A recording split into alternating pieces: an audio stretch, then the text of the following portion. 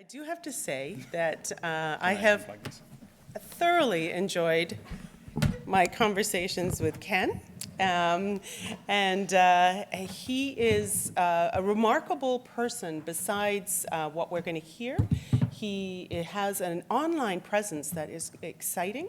I would ask you all to consider looking at the Skeptical Guide to Emergency Medicine. He's did I get it pretty? Oh, good. He's an emerge doc, but he's also a chief of staff, and he's here going to talk to us about burnout. And I'm not going to say anything more because, oh, yes? My slides? Yes, they'll all be. They're online, aren't they? Yeah, I'm part of the free open access to medical education movement. So anything that I present, I always make available online. Thank you. You're welcome. I'm just going to turn her on. Please welcome Ken.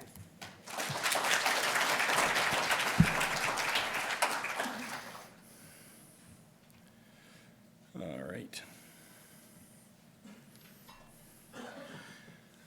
So the title of my talk is Getting to a New Normal. Happy anniversary. Because it's about a year since I suffered from burnout. And I want to thank the organizing committee, and particularly Joy, for inviting me to come to do this. And I'll cover off a couple of more of those questions about, are the slides going to be available? Yes, if you'd like, please take pictures, tweet them out. I'm at the SGEM. There is a hashtag which we learned earlier, and the hashtag is 2019, so you should be able to remember that. 2019 PHP Day, so 2019 PHP Day. But you don't need to write anything down, because this will all be available. We're supposed to be storytelling, and so I want to tell my story.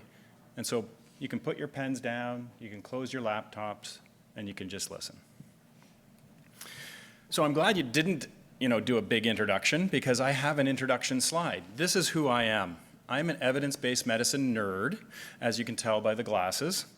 I am a very proud rural physician and have been for over 2 decades. I graduated and I went rural, and I stayed rural for the last 22 years. I love the 80s. I'm stuck in the 80s. Movies, music. The residents come and now train with me and have no idea what I'm saying. I'm asking them questions on rounds, and I'll say, anyone, Bueller? And they look at me in a dazed, confused look. But I've noticed more recently, if I'm running a code and I'm sitting there doing CPR and we're running a code, and I'll look at the resident, I'll say, don't worry, they're only mostly dead. And they look at me with this horrific look, oh my God, you are dark. And it's like, no, it's Princess Bride. It's one of the best movies from the 1980s. So now what I do is I give them a USB key after their first shift with me, and I identify their educational needs, the holes in their 80s knowledge, and I give them 5 movies on that USB key, and I flip the classroom, and I expect them to watch those 5 movies during the 1-month rotation so they get my jokes. I also have an online persona of BatDoc, where I just talk like Christian Bale. And I'm a big believer in free open access to medical education. I think we have a moral obligation to share our intellectual capital with the world so patients get the best care based on the best evidence. So I'm an emergency medicine physician, and that means taking care of people on the edge of life and death. I will see anyone at any time for anything that comes through the door. We say, how can I help you today? I don't mean to disparage any other clinicians by saying this, but we are, in the emergency department, that one light that's on in the house of medicine, always. And I understand people are up all night and they're in the OR and they're doing other things, but we take undifferentiated patients who walk through the door with anything. They can have any question, any concern, any anxiety, and we are there for them. And our patients are often on the edge or the margins of society, and we try to solve their problems in a timely way. But it can be difficult constantly trying to solve these kind of problems and dealing with life and death situations, and it is a source of burnout in the emergency department. So I'm going to tell you about my burnout. Need a working definition, so here's how it was defined in 1974. This is what I'm going to use as the definition of burnout. And it's there for you to read. I don't like reading slides, and you'll notice I don't like a lot of text on my slides. You can read just as good as I can, and I don't need to turn and look at my slides. But that's the definition of burnout from 1974. So what are the stats like? Remember, I'm an EBM nerd. Well, the numbers for burnout are horrific. At least I think they are. 50% in a recent US survey said 50% of physicians were reporting signs of burnout. And that was using something called the Maslach Burnout Inventory. Any idea what the number is for emergency physicians? Do you think it's higher or lower? Oh, you guys are so smart. Yeah, 70%. And it was the highest specialty in the House of Medicine reporting signs and symptoms of burnout. I'm not alone. So one of the most widely used ways to define burnout, besides that standard definition of words, is the Maslach Burnout Inventory, which I referred to. And it was designed in 1981. And there are 3 components. And the first component is this one. It's emotional exhaustion. This is when you're just so utterly fatigued and you focus on somatic things like, you know, my knee's hurting a bit today. I've got a headache. My back's hurting. You have diminished emotional resources. The well is empty. The jar of I give a, wait a minute, am I being recorded? I give a bleep is empty, all right? And you may call in sick. You may not show up for shifts. You're late for work. These are all signs of emotional exhaustion. And who hasn't been there at some point in their career? You don't have to be a physician. This is not unique. We are people too. We're human beings. And we suffer from the same organic illnesses and psychological illnesses as the rest of the world. So who hasn't been burnt out? We heard your CEO talking about working 70 hours a week, and I was like,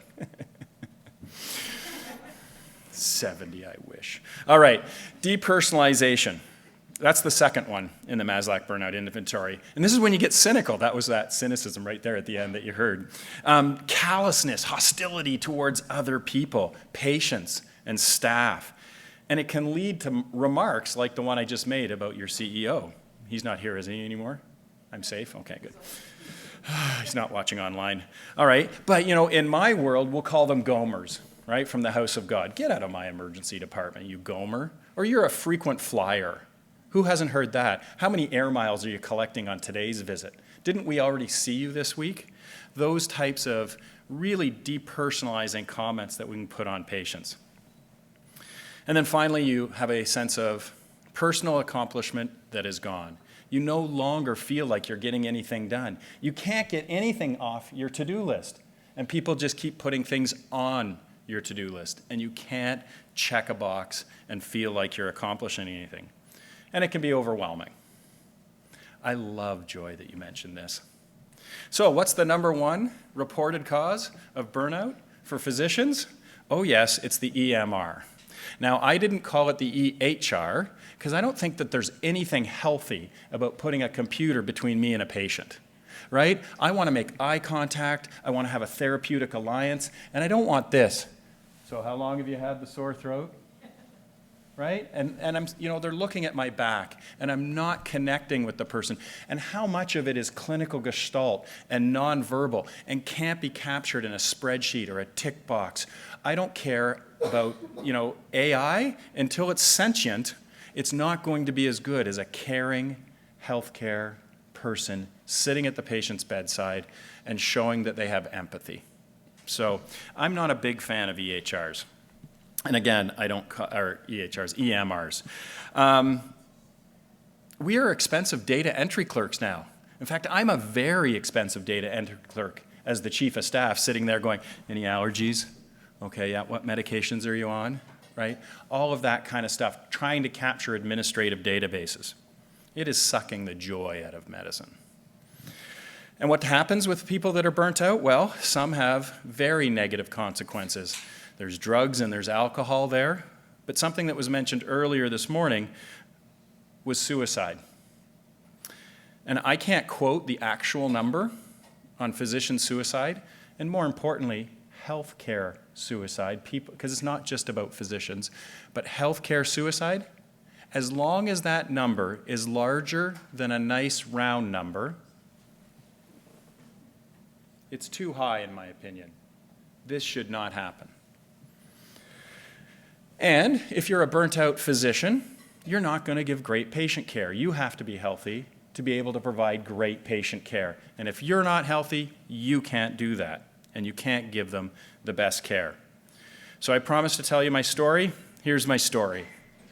My story of burnout. I need to time travel a bit, so bear with me. Doodly-doo, doodly-doo, doodly. These are extra sound effects, people. But that's the time travel, sound effect. Okay, so I'm going to take you back to the summer of 2018. So last year, I told you, it was just about a year ago when this happened. Look at what a cool doctor I am. I've got the ACADACA shirt on, the ACDC, the ERDR. I've got the sunglasses. I've got this wildly popular podcast that I have no idea that they could stick a microphone in front of me. And as you can probably tell, I have opinions. And it took off, and I have like 40,000 subscribers for emergency medicine talking about nerdy things like evidence-based medicine. It's translated into 4 other languages, and it got a lot of attention.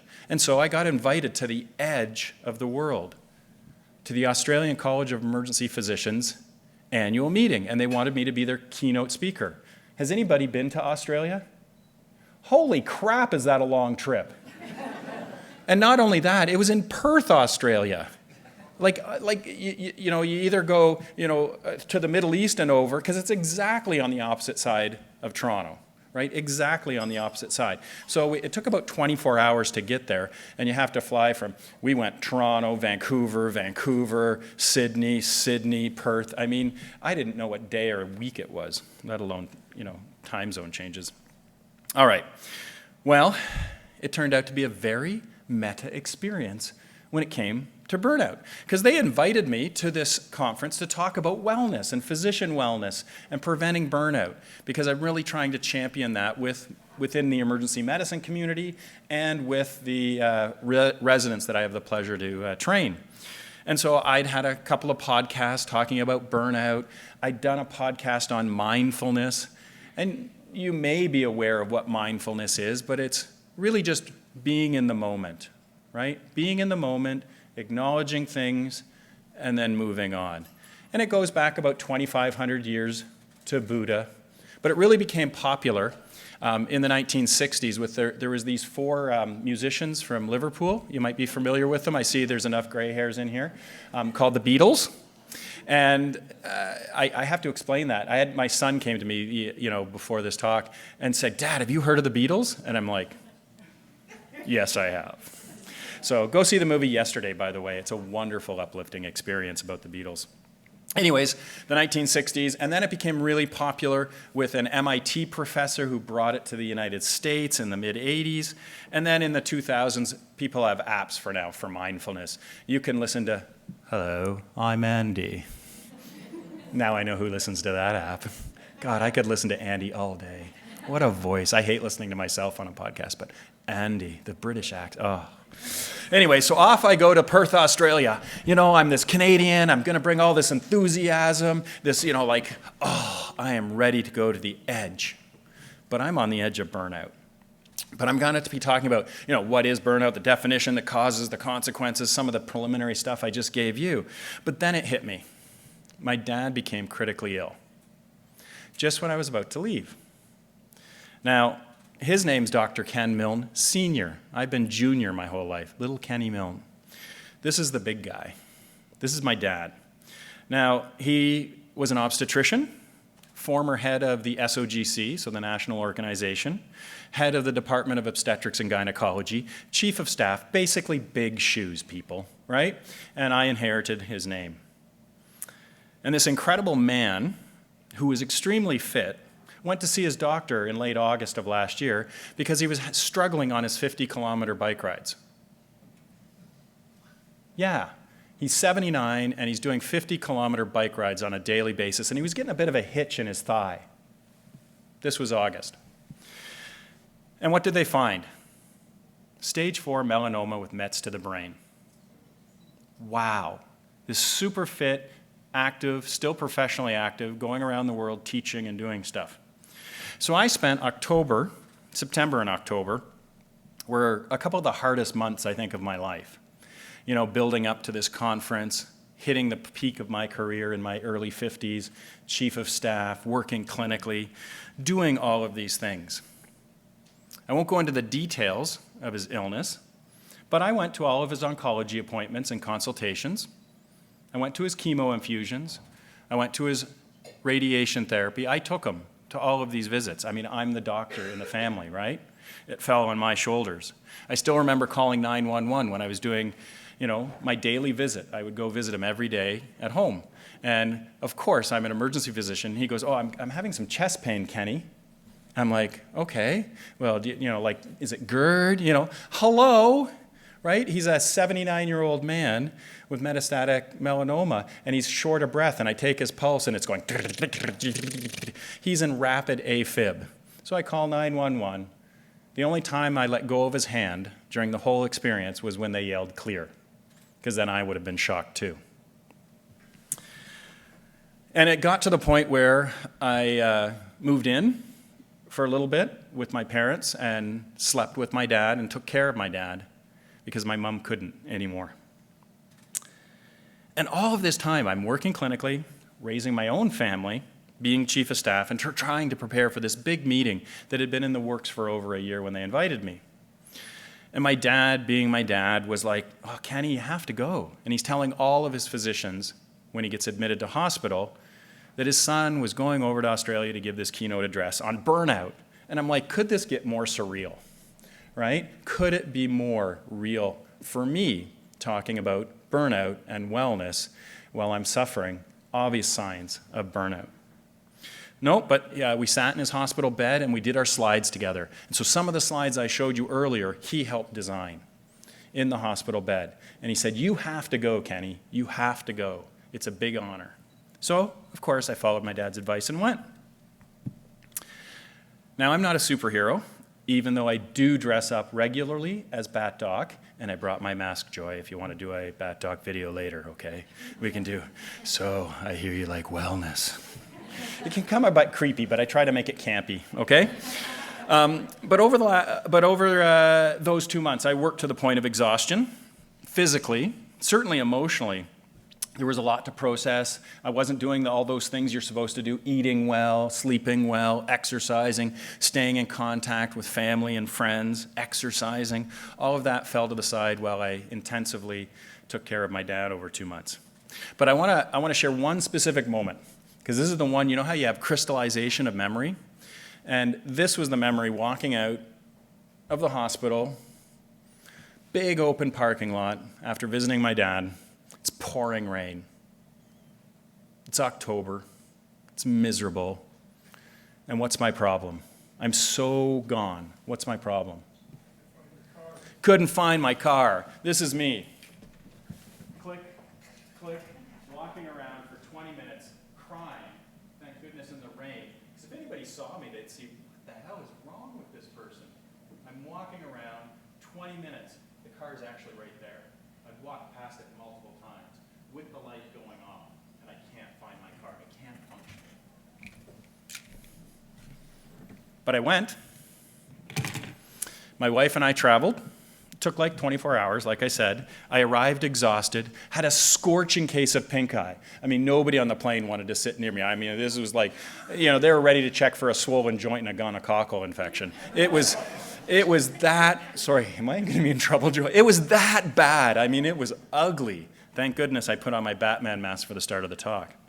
But I promised my dad I would live stream it to him. And so I set up my phone, Facebook, and I live streamed it to his hospital bed so he could see my talk. And I gave him a shout out, tip of the hat, And then after the presentation, I called him. And I told him how well it went. He told me how pleased he was that it went well. And I went to bed. What do you think happened next? Who here dreads that phone call in the middle of the night? 30 hours away from your family by plane. He'd passed that night. So I'd been in Australia for 36 hours, jumped in a plane, and traveled 24 hours back. How was that for wellness? I was burnt out. I'd hit the edge and fallen over just to get there for his memorial service. So how did I get through that? What do we do when we're burnt out? Well, I was lucky enough to have a life partner. Her name's Barb. Yes, it's Ken and Barbie. Don't give me any new jokes, because there aren't any. We had a Ken and Barbie doll on our cake for our wedding.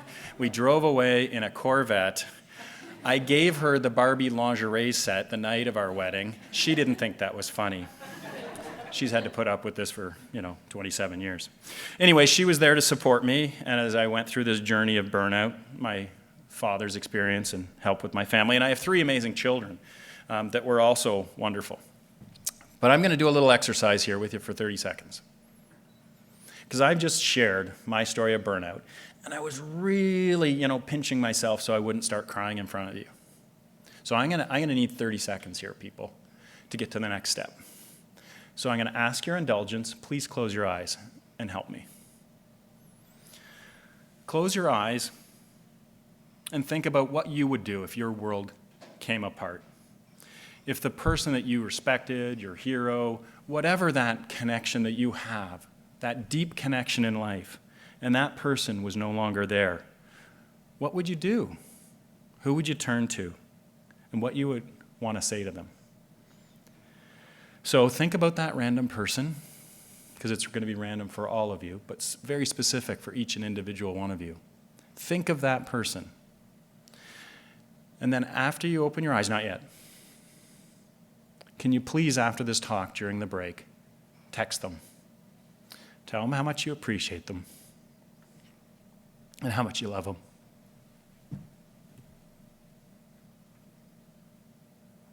Thank you. All right, open your eyes. I have this whole wonderful virtual community of FOAMed friends, real friends too, in real life. I have friends. But I have these FOAMed friends, and BatDoc reached out to them through the internet, and I told them I was not okay. And these colleagues were phenomenal, and they helped me. They helped me cover shifts in real life, and they sent me little notes, and were fantastic. They gave me virtual hugs over the internet, and they've helped me through the rough patches over this last year. We all need to be there for each other. So, it's okay not to be okay. It really is. It's okay to not be okay. You don't have to be a superhero. You should be yourself. But, if you can be Batman, fine. Right? But you should be yourself. And so here are 3 takeaway points that I learned from this last year. One is that vulnerability is not a sign of weakness. It's a sign of strength. And then we need to take care of ourselves. And we can't take great care of our patients. If you're burned out, we can't take care of our friends, and we can't be a good friend, a parent, a spouse if you're burnt out. And don't be afraid to ask for help. Your friends will be there for you.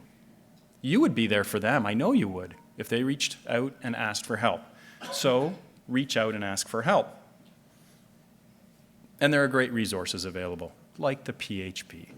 And I've been tweeting about it all morning to make sure that if there's anyone suffering there in Ontario this morning, they can reach out to the PHP. And even if the PHP cannot help them directly, they can direct them to the part in their province that could help them. And then finally, a shout out to Dr. Brian Goldman, who's taught me over the last year about the power of kindness. Trying to be more kind to each other, trying to be less tribal in the house of medicine, and offering a helpful hand. We all have a story, we all have baggage, we all have problems. So if you run into somebody who's not acting quite normal, right? Maybe they're suffering from burnout. Ask that follow-up question. Are you okay? Reassuring them that it is okay not to be okay. Everyone got into medicine, and I know we've got people that aren't physicians. But think back, if you are a physician, to your med school interview. Did you say in that med school interview, I want to get into medicine because I want to be a jerk. I want to piss people off. I want to be an obstructionist. Anything I can do to make more money and make everybody else around me miserable. Is that how you got into medicine? No. We want to help people. That's our core. We want to help people. And don't forget to be kind to yourself.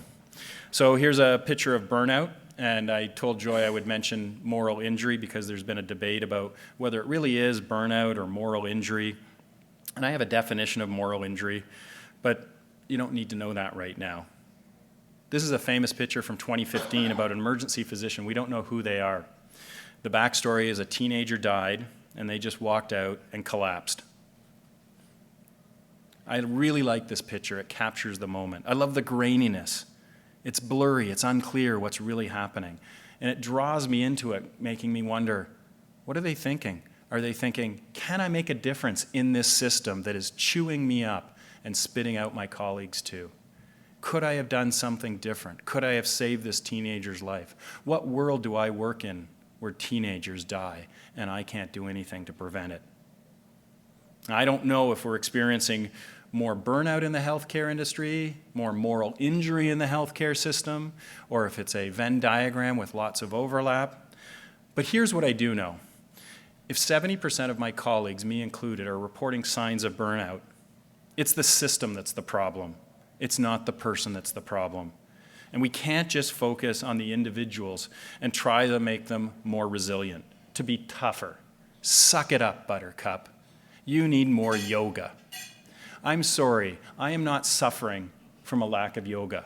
I am not yoga-penic, people. We need to stop blaming people for not being strong enough. When your cup is full, it's full. And some people have a big cup, some people have a smaller cup. But once your cup is full and it flows over, your cup is full. We need to support each other and individuals in the healthcare system. We need to give them the tools, and if it's mindfulness, if it is yoga, if it's something, to help them struggle through that. But we can't forget the fundamental problem that if the majority of people are saying that they're burnt out, it's the system, and there's something wrong with the system, not you. You're just fine. So life goes on. To end my story, events happen, times pass. There's Barb. I told you I was married to a Barbie. Grief sucks. It hits you like a wave. It's almost like a sinkable event. Oh, I can feel it coming on, and I could feel it coming on while I was standing up here. So I grabbed the podium, tried not to cry. My glasses fogged up a bit, actually, because I need reading glasses now. But you know what? It passes, and life moves on, and you do get better, and you can get to a new normal. And I've gotten to a new normal. Like I said, this is my wife, Barb. This is from last week. We were in Denver. I was receiving an award. It was very embarrassing. But I received this award from the American College of Emergency Physicians for my work. And I had, my sinkable moment while I was there. And I just wish my dad could have been there. But that's his tux. My mom gave it to me so I could wear it. So it was like he was there giving me a hug. So what's my new normal? Well, I miss my dad. I'm finding ways to cope. And this year, I planted an apple tree because I grew up on an apple farm. And an apple day keeps my dad close. It's a small memorial. It's about the cycle of life and the fruit it can bear and the knowledge and wisdom he gave me. And I have my own family. And they continue to grow and succeed. I don't know what happened to my son. I'm the runt in the family. I come from a family of 5, and I'm the shortest, smallest, tiniest guy, and I've got this small man complex, and I have to be careful because, when I'm around other people, I'm 6 feet tall, I'm over 200 pounds, I got big shoulders, and then I stand beside this guy who's 6'10". Yeah. So I've reached a new normal, and it's coming up to 1 year for the anniversary in a couple of weeks, and we're planning to get together as a family and go out for an evening, tell stories, celebrate, mark the occasion. I wasn't okay, but I am now. Thank you.